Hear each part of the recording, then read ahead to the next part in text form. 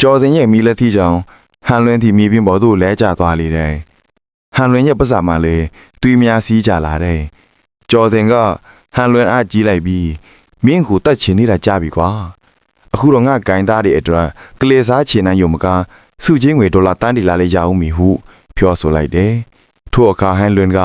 ထထိုင်လိုက်ပြီးကုသချင်းမန်တန်အားရွတ်ဆိုလိုက်တယ်ထို့အခါဟန်လွင်ရဲ့နဖူးပေါ်တွင်ဂမ်ဘီယာပန်းပေါ်လာပြီးဟန်လွင်ရဲ့ဒဏ်ရာများအားကုသပေးလိုက်တယ်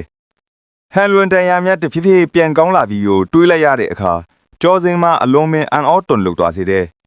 ကျော်စင်ကသူ့ရဲ့မီးလံဝါဖြင့်ဟန်လွင်ရဲ့ရင်ပတ်အောင်ကြမ်းကန်းသွားဖြင့်လှန့်ရိုက်လိုက်တယ်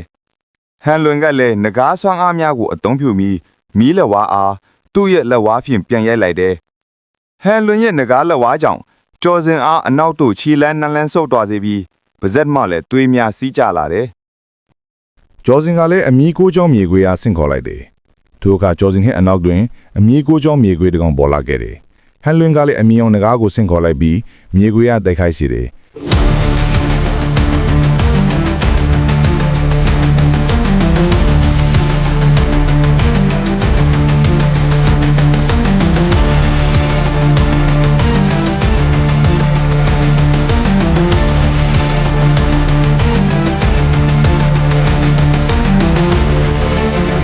တိုက်ပွဲပြီးသွားပြီးနောက်ဟန်လွင်သည်